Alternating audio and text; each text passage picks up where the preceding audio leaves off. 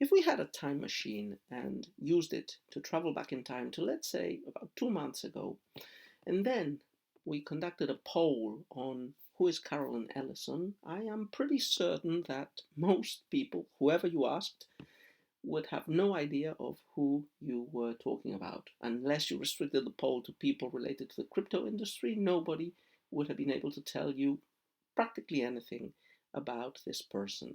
Now, since the collapse of FTX and Alameda in early November, the situation has changed dramatically. Caroline Ellison has been on the news non-stop, along with Sam Bankman-Fried and some other members of their company, all over the news day after day. And now they have become famous and household words, or rather, I should say, infamous, because of the perceived misdeeds that were committed by their companies. Right now, Miss Ellison has has accepted charges, has pled guilty to a series of charges related to fraud, and is cooperating with the Justice Department in bringing her ex-boss to judgment. And she's probably experiencing what is probably the lowest point in her life, the nadir. And she has been and probably is still being the object of enormous amounts of backlash, of hate, and of antipathy.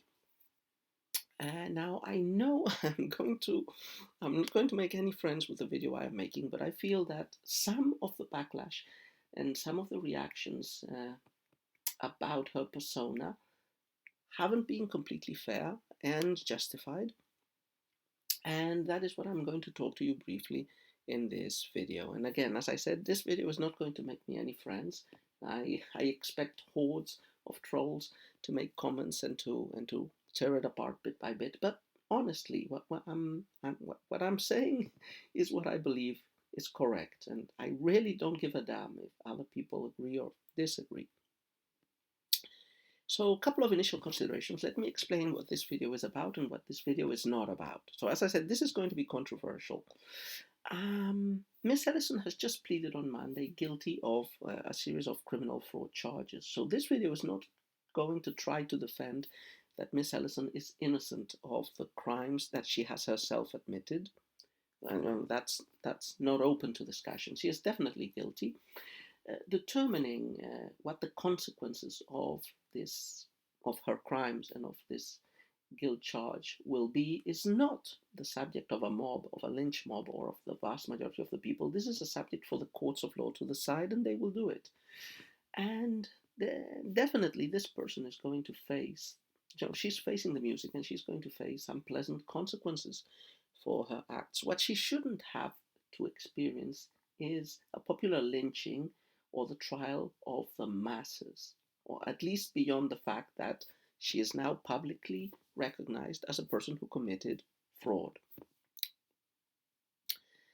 I would also like to say that even though this video has been made because I feel a certain pity and sympathy for Miss Ellison's predicament, it's obvious, or it should be obvious to anybody, that the greatest degree of sympathy and pity that one should feel is for the victims of the FTX Alameda bankruptcy. And I completely understand their frustration, their anger, their suffering, and I expect all and everybody to do as much as possible to compensate the people who have suffered from this fraud, to be compensated, and to the degree that it is possible to receive back at least a big part of their investment. So I understand their suffering, I empathize with it, they have my full solidarity, but I would also say that I suspect the victims of this episode are not the loudest voices that are insulting and attacking and criticizing some of the people involved, including Caroline. So first, also a little bit of a background. I am not an American person, so how did I learn about all this, and why does that matter? In Europe, the whole FTX affair hasn't been much in the news. In fact, I would say it hasn't been in the news at all, at least here in Spain. I remember a few months ago, at the beginning of November, I do remember some of the people I follow on Twitter mentioning some cryptic references to an SBF, who I had no idea who he was. But really, I only became acquainted with what had happened in early December. I was looking at some materials for my English classes related to complex topics, and cryptocurrency and FTX appeared in Google searches. And well, I started reading, and I found it a really fascinating topic. I found a lot of articles that were being published by the main newspapers describing the presumed mm, Ponzi scheme that had been taking place in with this cryptocurrency exchange company. I discovered who Sam Bankman-Fried was and saw some of those uh, chats that he had before being imprisoned. I also discovered articles about Carolyn Ellison, and very quickly I was rather appalled by what I was reading. So the main thread, both in a lot of those articles and even more so on Twitter, was depicting this woman in terms of of ridiculing of her physical appearance, of misogyny. Even the newspapers were all over the place with lurid accounts and rumors of the lifestyles of this person. Newspapers there, instead of informing, were just giving meat to the crowd. Videos were made talking about the FTX collapse and Alameda, and fragments, clips of videos were made with Carolyn Ellison appearing in them and apparently saying stupid and ridiculous things. So we had um, this virtual lynch mob attacking her, discovering and making public her blogs and her digital spaces. And I must confess that I have no sympathy for the lynching mob mentality, which is a very traditional American custom which has luckily disappeared, at least in the real world, but it seems to still flourish in the virtual world, probably taking advantage of anonymity. Anyway, out of all this, I also discovered Carolyn's Tumblr, which I started reading.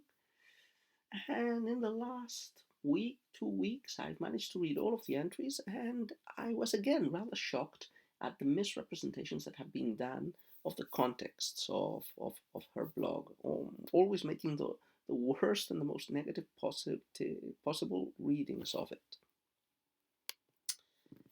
Anyway, what have I learned about Carolyn Ellison? Well, I have no connection to anybody who knows her, and I obviously don't know her myself. So I basically, all the information I've gathered from her is, apart from the news, basically from World Optimization, her blog, and from some other snippets of information that I found around.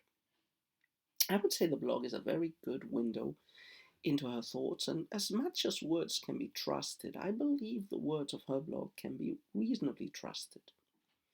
What picture do we get out of those words? Well, it's a fascinating personality, really, I would say. You get the image and the thoughts of a person who is very smart, undoubtedly smart, very mathy, very nerdy, very insecure also, snarky, but using irony, sarcasm, humor for self-deprecation, a highly moral person, and very entertaining to read. Now, probably some people would dispute these issues. I don't think it can be doubted that this person has a strong moral core. The fact that she has slipped and fallen does not in any way diminish the impression I've gotten reading through her blog and seeing and informing myself about other things that she's done, that she is essentially, and at the bottom, a decent and honest person. She has been involved since she was pretty young with the rationalist community and effective altruism, and these are communities which have highly unusual belief systems, at least from the point of view of someone who is not involved in them. But the effective altruism movement, with all its defects and limitations, has been a charity that has done a lot of things for good, and Caroline Ellison, I am pretty certain, has been a true believer in that movement and has donated a big part of her money to what she felt was a good cause. And I'm sure she was working until she arrived in Alameda with the best of intentions. And I would even dare say that while she was at Alameda, she still had good intentions, even if she was following a very, very, very wrong path. Now, if we have an intelligent, smart, moral person, how can someone like that end up being accessory and active accessory to what is arguably one of the biggest frauds in recent history? How could she fall like this? And I insist, these are my ideas on what might have contributed to her fall, and in no way diminish the responsibility that she might have that she does indeed have for the fraud in which she participated. Well, again, this is no justification, but this is an attempt at an explanation. Well, the first thing I would say is that people are not taking into account enough her inexperience. Okay, when Caroline started working in Alameda 4 years ago, I think it was 2018, she was 24 years old. Now, 24-year-old person is not underage. A 24-year-old person is an adult, but it's still a 24-year-old person. I mean, she had just finished university. Well, she had been for a year and a half, I think, working for Jane Street. We mentioned before that she comes through in her blog as a very insecure person, 24 years old, very academically and mathematically smart, but probably with not that much experience of the world. And she gets called by this very enthusiastic, very charming young man who seems to share her ideals to go and join her in an interesting project on the West Coast, and doing what a factor of altruism suggests, working in a company where you can earn a lot of money and do a lot of good with that money. It is very clear from the posts she makes at about that time and later that she had very little knowledge of how real firms work. Again, she had only been for about a year and a half in Jane Street, so then very little amount of trading. And when she gets incorporated into Alameda and FTX and Sam Bankman-Fried's clique, she is obviously, I would venture to say, the weakest link in that chain. She is easily influenced and agreeable. She doesn't know how real companies work, so I imagine it was pretty easy to convince her that, well, any startup company that is trying to make a lot of money has to bend some rules, has to cut some corners, and these are little lesser evils for the greater good. And the fact that she was the inexperienced one and that the others had already started the company and were assuming these measures as as commonsensical and natural, well, might have influenced her in letting herself go, even if she felt that what she was accepting was wrong. But I can perfectly imagine how she might have rationalized dubious practices by saying, okay, everybody in the business does it. The important thing is if you have a healthy business enterprise, these little slips, these cutting corners will not affect negatively the customers or anybody else. As I said, from her blog, one gets the image that she was, insecure, agreeable. She had difficulties in standing up. And then again, you have to understand also the personal situation here. The media has made a ruckus of the lurid aspects related to affairs and relationships in FTX Alameda, which I'm not going to go into. But what seems clear is that she was in an on-off sentimental relationship with her own boss, with Sam Bankman-Fried. And this, apart from being tremendously unhealthy, would have given her boss an even stronger leverage to persuade her to go along with dubious practices. Finally, there is also the issue of substance abuse. From her own words, we are to assume that while working in Alameda, she was doing long hours, lots of stress, lots of consumption of amphetamines, and not only is that not healthy at all, but I've read in different places that consumption of amphetamines can very seriously affect your rational judgment and favor taking risks and adopting dangerous, risky behaviors and attitudes, which could have been the case, or at least would have intensified a feedback loop of dangerous betting to compensate for losses of money and the critical situation that FTX and Alameda went through all through this last year. Now, besides her inexperience, I would also put some of the blame on her beliefs. Now, I generally think, as I said, that effective altruism is a movement for good, but some of the intellectual premises of rationalists, of West Coast rationalists and effective altruism, not only do I not agree with them, but I think they can be very easily misused. So one of the key ideas of effective altruism is that, well, one should try to maximize good in the world, and the easiest way of maximizing good in the world, if you're a smart, bright person, is, get a good job, earn a lot of money, pledge to donate most of it to good causes. Now, this sounds relatively good on paper. It has some obvious issues that one can see from the beginning. So, putting the focus on being economically successful, it feeds the vanity of a person, and it puts the focus on, I have to be successful, and I have a legitimation for being incredibly successful and ruthless, maybe in a business context, because after all, I'm doing it ad maiorem Dei gloriam. I'm doing it for a good cause.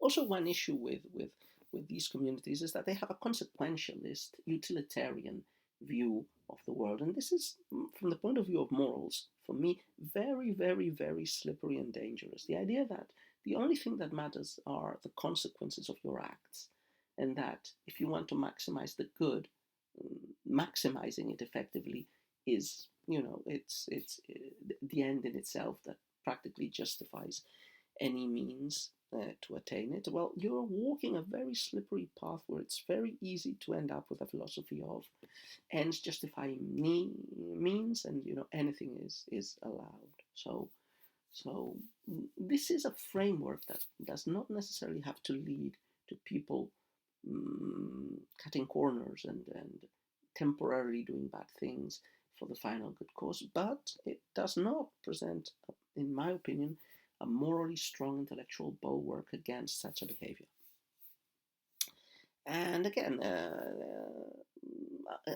not only effective altruism, but the whole rationalist community, has these values of ultra rationalizing everything, of using the methods of reason for making calculations of things that do not allow themselves to be calculated easily. And this has been a perennial problem in all of the social sciences, the idea that you can just throw math at them and make models and predictions,